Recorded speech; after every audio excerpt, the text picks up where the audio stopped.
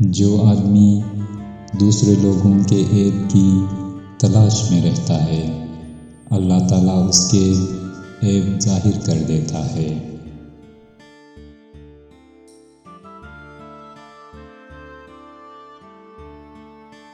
زبان سے نکلے ہوئے الفاظ جسم کو نہیں بلکہ روح کو زخمی کرتے ہیں۔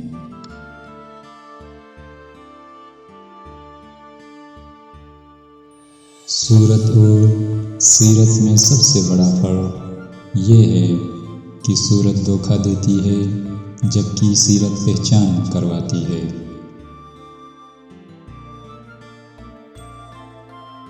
پریشانی خاموش رہنے سے کم، صبر کرنے سے ختم اور شکر کرنے سے خوشی میں بدل جاتی ہے۔ کسی انسان کی قیمت کا معیار کیا ہو سکتا ہے؟ جتنا اس شخص میں احساس ذمہ داری ہوگی وہ اتنا ہی قیمتی ہوگا۔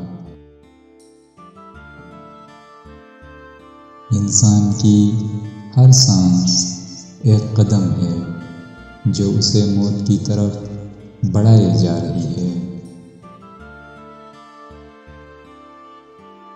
لفظ انسان کے غلام ہوتے ہیں مگر صرف بولنے سے پہلے تک، بولنے کے بعد انسان اپنے الفاظ کا غلام بن جاتا ہے۔